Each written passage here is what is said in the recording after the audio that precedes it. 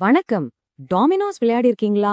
ஒன்னு விழுந்தா போதும், மத்ததெல்லாம் வரிசையா சரசரன்னு விழுந்துடும். நம்மளோட இந்த நவீன உலகம் உருவான கதையும் அப்படிதான். உலக வரலாற்றுல நடந்த சில முக்கியமான சம்பவங்கள் ஒன்னுக்கு பின்னால ஒன்னா விழுந்த டாமினோஸ் மாதிரி இன்னைக்கு நாம வாழ்ற இந்த உலகத்தை எப்படி உருவாக்குச்சுன்னு தான் நாம இப்போ பார்க்க போறோம். அப்போ கேள்வி இதுதான். நம்மளோட இந்த மாடர்ன் வேர்ல்ட், அதாவது நவீன உலகம் எப்படி ஆரம்பிச்சது? இதுக்கு பதில் தேடிதான் நாம டைம் டிராவல் பண்ணி கொஞ்சம் பின்னோக்கி போக போறோம். வாங்க போலாம். நம்மளோட இந்த பயணம் புதுசா ஏதோ ஒன்னு ஆரம்பிச்சதுல இருந்து தொடங்கல. அதுக்கு பதிலா பல 100 வருஷமா அசைக்க முடியாததா இருந்த ஒரு பழைய ஐடியா, ஒரு பழைய சிஸ்டம் சரிஞ்சு விழுந்ததுல இருந்து தான் தொடங்குது. சரி, அப்போ அந்த முதல் டாமினோ எது? அதுதான் எல்லாத்துக்கும் ஆரம்ப புள்ளி. பல நூற்றாண்டுகளா யூரோப்பாவை கட்டி போட்டிருந்த நிலப்பிரபுத்துவம், அதாவது ஃபியூடலிசம்ங்கிற சிஸ்டம் நொறுங்கி போனதுதான் அந்த முதல் டாமினோ.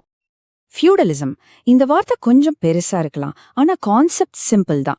இது ஒரு பிரமிட் மாதிரி கற்பனை பண்ணிக்கோங்க. உச்சியில ராஜா, அவருக்கு கீழே பெரிய பெரிய நிலச்சுவாந்தார்கள், அதாவது பிரபுக்கள். இவங்க தான் நிலத்தோட ஓனர்ஸ். அதுக்கு கீழே அந்த நிலத்துல வேலை செய்யற மக்கள்.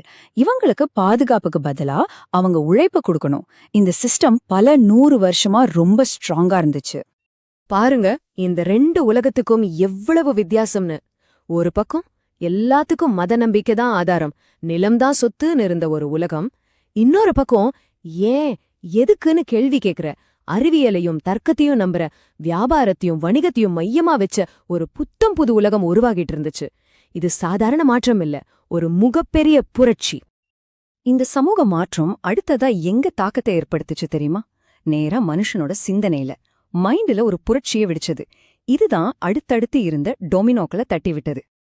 முதல்ல வந்தது மறுமலர்ச்சி, அதாவது தி ரெனிசான்ஸ். இதோட சென்ட்ரல் ஐடியாவே ஹியூமனிசம், அதாவது மனித நேயம்தான். இதுக்கு ஒரு சூப்பர் எக்ஸாம்பிள் தான் மோனாலிசா ஓவியம். இதுக்கு முன்னாடி வரைக்கும் கலை எல்லாமே கடவுளையும் மதத்தையும் பத்தி தான் இருந்துச்சு. ஆனா இப்போ மனிதனோட திறமை, அவனோட படைப்பாற்றல், அவனோட அழகுன்னு மனுஷனையே கொண்டாட ஆரம்பிச்சாங்க. கடவுளுக்கு பதிலா மனிதன் சென்டர் ஸ்டேஜுக்கு வந்தான். அடுத்ததா மதத்துல ஒரு பெரிய பூகம்பம். மார்ட்டின் லூதர் மாதிரி ஆட்கள் அப்போ அதிகாரத்துல இருந்த சர்ச்ச நேரடியா எதிர்த்து கேள்வி கேட்டாங்க. பைபிள்ல இல்லாததெல்லாம் எதுக்குன்னு கேட்டாங்க. இதோட விளைவு கிறிஸ்தவ உலகமே ரெண்டா உடைஞ்சுது. பல 100 வருஷமா மக்கள் கேள்வி கேட்காம நம்பிட்டு இருந்த விஷயங்கள் எல்லாம் இப்போ கேள்விக்குள்ளாச்சு. சிந்தனையில மட்டும் இல்ல, அறிவியல்லையும் ஒரு புரட்சி நடந்துச்சு. யோசிச்சு பாருங்க, அதுவரைக்கும் நாம தான் பிரபஞ்சத்தோட மையம். சூரியன், நட்சத்திரம் எல்லாமே நம்மள சுத்தி வருதுன்னு நினைச்சிட்டு இருந்தோம்.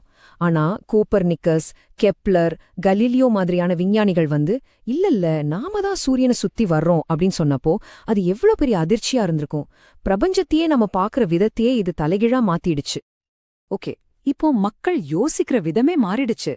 இந்த புது சிந்தனை அடுத்ததா அவங்களோட செயல்கள்ல வெளிப்பட ஆரம்பிச்சது. சும்மா யோசனையோட நிக்காம உலகத்தையே சுத்தி வர ஆரம்பிச்சாங்க. புதிய பொருளாதார முறைகளை உருவாக்குனாங்க. ஏன் இவங்க இப்படி கடல்ல இறங்கிய புது இடங்களை தேடி போனாங்க? இதுக்கு 3 முக்கியமான காரணங்கள் சொல்லுவாங்க. கடவுள், புகழ், தங்கம். அதாவது தங்களோட மதத்தை பரப்பணும், தங்களுக்கு பேரும் புகழும் கிடைக்கணும், முக்கியமா தங்கம் மாதிரி செல்வத்தை அள்ளணும். குறிப்பா இந்தியா மாதிரியான நாடுகளுக்கு புதுசா ஒரு கடல் வழியை கண்டுபிடிச்சு வர்த்தகம் செஞ்சு பணக்காரங்க ஆகணுங்கிறது ஒரு பெரிய நோக்கமா இருந்துச்சு. இந்த வர்த்தகம், இந்த கண்டுபிடிப்புகள் எல்லாம் சேர்ந்து தொழிற்புரட்சிக்கு வழிவகுத்துச்சு. இதனால சமுதாயத்துல 2 பெரிய குரூப் உருவாச்சு. ஒரு பக்கம் ஃபேக்டரி, மிஷின்ஸ்னு எல்லாத்தையும் கண்ட்ரோல் பண்ண முதலாளிகள், இவங்கள போர்ஷ்வான்னு சொன்னாங்க. இன்னொரு பக்கம் அவங்க கிட்ட தங்களோட உழைப்ப மட்டுமே வித்து வாழ முடிஞ்ச தொழிலாளிகள், இவங்கள புரோலிட்டேரியட்னு சொன்னாங்க. ஒரு குரூப் கிட்ட ரொம்ப செல்வம், இன்னொரு குரூப் கிட்ட வறுமை. இந்த பெரிய கேப் தான் பின்னாடி வரப்போற பல பிரச்சனைகளுக்கு விதையா இருந்துச்சு. பொருளாதாரத்திலையும் சமூகத்திலையும் இவ்ளோ பெரிய மாற்றங்கள் நடக்கும்போது அரசியல் மட்டும் சும்மா இருக்குமா? இந்த ஏற்றத்தாழ்வுகளும் புதிய சிந்தனைகளும் சேர்ந்து மக்களை ஒரு கேள்வி கேட்க வச்சது. எங்களுக்கான உரிமைகள் எங்கே? இதுதான் அடுத்த டாமினோ, மக்களின் புரட்சி. அந்த காலத்துல நடந்த 2 மெகா ஹிட் புரட்சிகள், அமெரிக்க புரட்சி மற்றும் பிரெஞ்சு புரட்சி. இந்த ரெண்டுமே அந்த புது சிந்தனைகளோட நேரடி விளைவுதான். தனிமனித சுதந்திரம், எல்லாருக்கும் சம உரிமை, மக்களை ஆள்ற அதிகாரம் மக்கள்கிட்டயே இருக்கணும். இந்த மாதிரியான ஐடியாக்கள் தான் இந்த 2 புரட்சிகளுக்கும் எரிபொருளா இருந்துச்சு. சுதந்திரம், சமத்துவம், சகோதரத்துவம், இந்த 3 வார்த்தை தான் பிரெஞ்சு புரட்சியோட தாரக மந்திரம். இந்த முழக்கம் பிரான்ஸோட எல்லையை தாண்டி உலகம் பூரா எதிரொலிச்சது.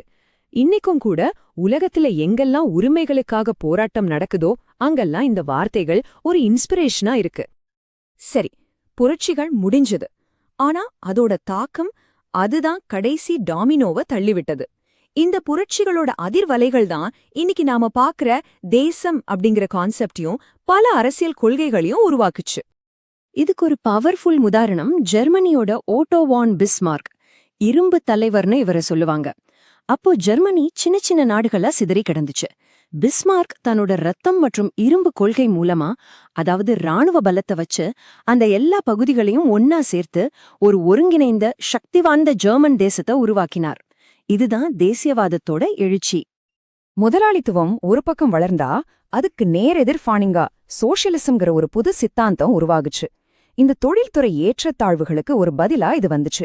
1917ல ரஷ்யாவுல நடந்த புரட்சி, தொழிலாளர்களும் ராணுவ வீரர்களும் சேர்ந்து எல்லா அதிகாரமும் எங்களுக்கேன்னு சொல்லி உலகத்தோட முதல் சோஷலிஸ்ட் அரச நிறுவுனாங்க. இது உலக அரசியல்ல ஒரு புது ஆட்டத்தையே தொடங்குச்சு.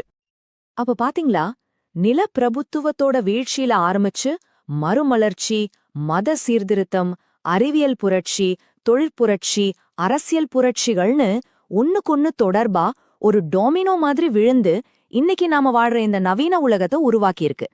இந்த தொடர் சங்கிலிய புரிஞ்சுக்கிட்டா நம்ம நிகழ்காலத்தை இன்னும் நல்லா புரிஞ்சுக்கலாம். சரி, இப்போ உங்களுக்கான கேள்வி. அந்த பழைய டொமினோக்கள் நம்ம உலகத்தை உருவாக்குச்சு.